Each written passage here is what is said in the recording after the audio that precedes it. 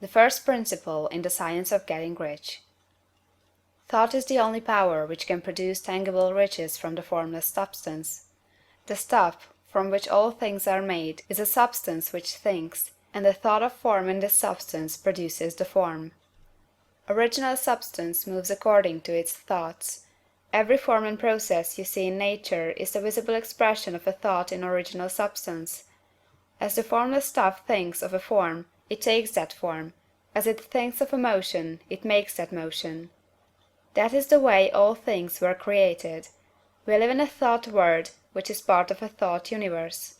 The thought of a moving universe extended throughout formless substance, and the thinking stuff moving according to that thought took the form of systems of planets, and maintains that form. Thinking substance takes the form of its thought, and moves according to the thought. Holding the idea of a circling system of suns and worlds, it takes the form of these bodies, and moves them as it thinks. Thinking the form of a slow-growing oak tree, it moves accordingly, and produces the tree, though centuries may be required to do the work. In creating, the formless seems to move according to the lines of motion it has established. The thought of an oak tree does not cause the instant formation of a full-grown tree, but it does start in motion the forces which will produce the tree along established lines of growth. Every thought of form, held in thinking substance, causes the creation of the form, but always, or at least generally, along lines of growth and action already established. The thought of a house of a certain construction, if it were impressed upon formless substance, might not cause the instant formation of the house, but it would cause the turning of creative energies already working in trade and commerce into such channels as to result in the speedy building of the house. And if there were no existing channels through which the creative energy could work, then the house would be formed directly from primal substance, without waiting for the slow processes of the organic and inorganic world. No thought of form can be impressed upon original substance without causing the creation of the form. Man is a thinking centre, and can originate thought. All the forms that man fashions with his hands must first exist in his thought. He cannot shape a thing until he has thought that thing. And so far man has confined his efforts wholly to the work of his hands. He has applied manual labor to the world of forms, seeking to change or modify those already existing. He has never thought of trying to cause the creation of new forms by impressing his thoughts upon formless substance. When man has a thought form, he takes material from the forms of nature, and makes an image of the form which is in his mind. He has so far made little or no effort to cooperate with formless intelligence, to work with the Father. He has not dreamed that he can do what he sees the Father doing. Man reshapes and modifies existing forms by manual labor. He has given no attention to the question whether he may not produce things from formless substance by communicating his thoughts to it.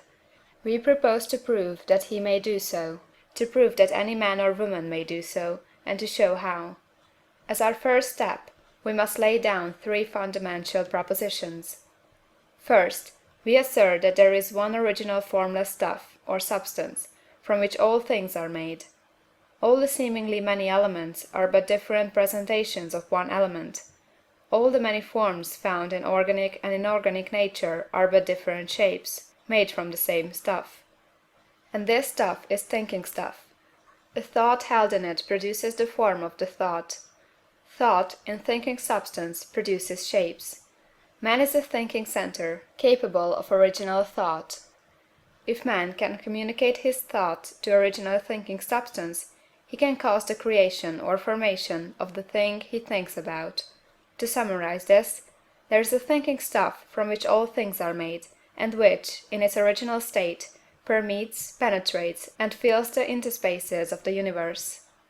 A thought, in this substance, produces the thing that is imaged by the thought. Man can form things in his thought, and, by impressing his thought upon formless substance, can cause the thing he thinks about to be created. It may be asked if I can prove these statements, and without going into details, I answer that I can do so, both by logic and experience. Reasoning back from the phenomena of form and thought, I come to one original thinking substance, and reasoning forward from this thinking substance, I come to man's power to cause the formation of the thing he thinks about. And, by experiment, I find the reasoning true, and this is my strongest proof. If one man who reads this book gets rich by doing what it tells him to do, that is evidence in support of my claim.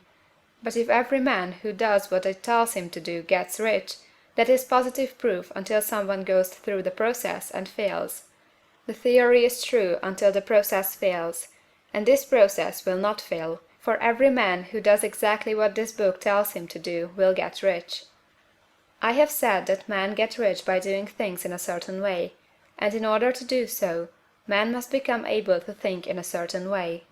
A man's way of doing things is the direct result of the way he thinks about things. To do things in a way you want to do them, you will have to acquire the ability to think the way you want to think. This is the first step toward getting rich. To think what you want to think is to think truth, regardless of appearances. Every man has the natural and inherent power to think what he wants to think, but it requires far more effort to do so than it does to think the thoughts which are suggested by appearances. To think according to appearance is easy. To think truth regardless of appearances is laborious, and requires the expenditure of more power than any other work man is called upon to perform. There is no labor from which most people shrink as they do from that of sustained and consecutive thought.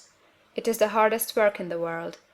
This is especially true when truth is contrary to appearances. Every appearance in the visible world tends to produce a corresponding form in the mind which observes it, and this can only be prevented by holding the thought of the truth. To look upon the appearance of disease will produce the form of disease in your own mind, and ultimately in your body, unless you hold the thought of the truth, which is that there is no disease, it is only an appearance, and the reality is health.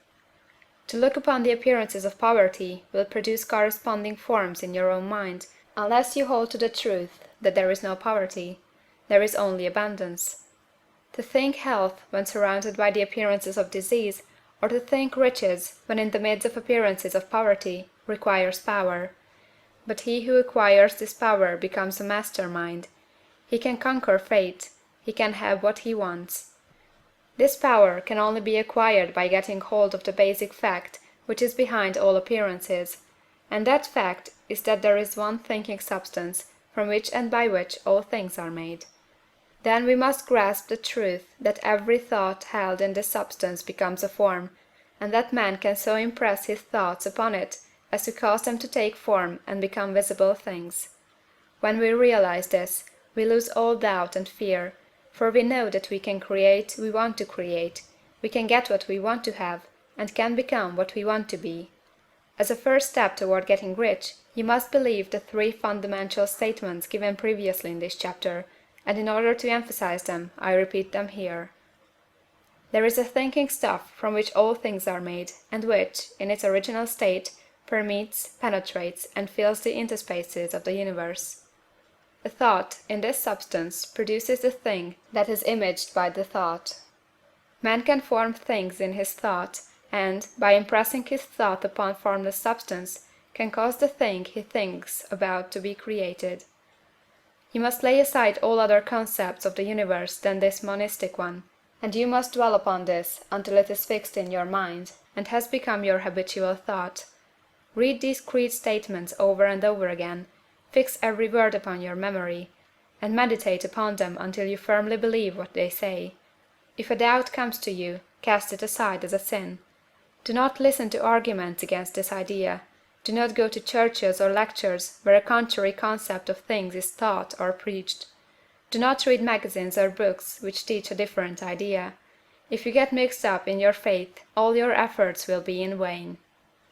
Do not ask why these things are true, nor speculate as to how they can be true.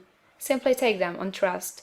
The science of getting rich begins with the absolute acceptance of this faith. End of chapter 4.